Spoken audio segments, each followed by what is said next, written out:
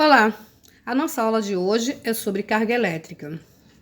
A eletricidade está presente no nosso cotidiano, seja na simples lâmpada acesa ou em qualquer outro equipamento que precise de eletricidade para funcionar, não é mesmo? Hoje em dia, é quase impossível viver sem eletricidade. Então, vamos começar a falar sobre cargas elétricas, que fica a partir da página 376. Então, a eletricidade é um conjunto de fenômenos naturais que envolve a existência de cargas elétricas estacionárias ou em movimento. De vez em quando, ouvimos falar que tal coisa ou tal partícula tem tal carga elétrica. O que é carga elétrica? Carga elétrica é uma propriedade física que algumas partículas possuem. Por conta dessa propriedade, essas partículas conseguem interagir entre elas eletricamente, produzindo o que chamamos de força elétrica. A carga elétrica é uma propriedade física ligada às partículas elementares que formam os átomos. São eles: os prótons, os nêutrons e os elétrons. A carga do elétron e do próton são iguais, sendo que o elétron é negativa e o próton positiva. O nêutron ele não possui carga elétrica.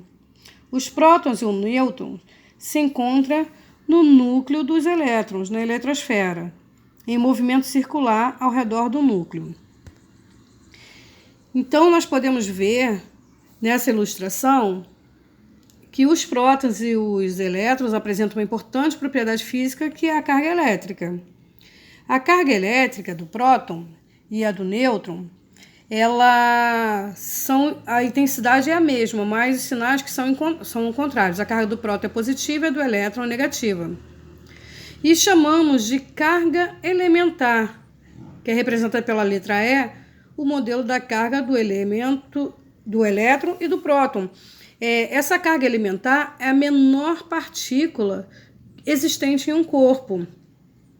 O valor dessa carga elementar é representado pela letra E, como eu falei, e ela vale 1,6 vezes 10 elevado a menos 19.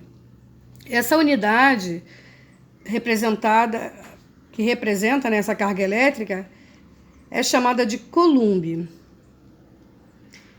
Como já falei, o elétron e prótons possuem a mesma carga elétrica, sendo que uma é negativa e outra positiva, mas o valor é o mesmo.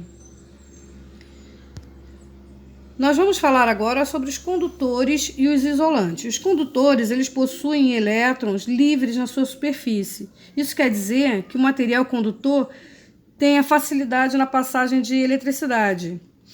Como a gente pode observar quando colocamos o dedo num fio aonde o metal está para fora, né? E esse fio está ligado na tomada. A consequência disso é um grande choque. Já quando nós colocamos a mão na parte onde tem o plástico, nós não levamos choque, porque esse plástico funciona como isolante elétrico. Então, ao contrário dos condutores, os isolantes, eles não conseguem movimentar com facilidade, ficando retido na região da eletrização. Então, nós vamos ver que um corpo eletrizado, isso é, todo corpo possui carga elétrica, né? Porque sabemos que todo corpo é constituído por átomo. Logo, somos feitos por partículas elétricas. Mas isso não quer dizer que o nosso corpo esteja eletrizado. Falar que um corpo está eletrizado é diferente de falar que um corpo possui carga elétrica, porque todo corpo possui, mas ele está eletrizado quando acontece um desequilíbrio entre as cargas negativas ou positivas. Quando as cargas são iguais, dizemos que o corpo é neutro. O corpo pode estar eletrizado negativamente quando se encostar em um corpo neutro. Esse corpo ficará eletricamente negativo e o mesmo acontece se o corpo eletrizado for positivo. Nós vemos aqui nessa ilustração que o corpo A ele é neutro e o corpo B está eletrizado positivamente. Quando eles se encostam, o corpo A, que é neutro, no corpo B, acontece a eletrização positiva. Alguns elétrons do corpo A vão para o corpo B.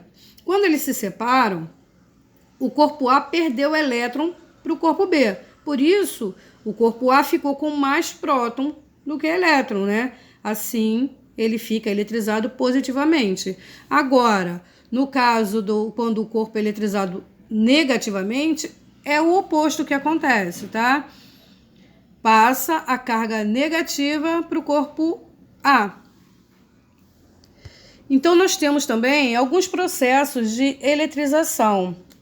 Esses processos, esses tipos de eletrização, nós temos por atrito, quando esfregamos, por exemplo, um pente ou uma régua no cabelo, e depois e colocamos assim, por exemplo, em alguns pedacinhos de papel. Eu acho que todo mundo já fez isso, né, essa experiência. Então, esfrega a régua, esfrega o pente no cabelo e depois coloca perto de alguns pedacinhos de papel. Esses papeizinhos são atraídos pelo pente ou pela régua. Esse é chamado de eletrização por atrito. Agora, eletrização por contato, essa é a maneira mais fácil de carregar um corpo, ou seja, quando dois corpos se tocam, acontece uma troca de elétrons de um para o outro. Isso se pelo menos um estiver carregado. E, finalmente, o processo de eletrização por indução, que é um fenômeno físico capaz de separar as cargas elétricas de sinais diferentes em um mesmo corpo. Isso quer dizer o quê? Lembrando que cargas iguais, elas têm a tendência a se repelirem, se afastarem, e cargas opostas, a tendência é se atraírem. Na próxima aula, vamos corrigir os exercícios da aula passada e esse. Um grande beijo para todos e fiquem com Deus. Até a próxima aula.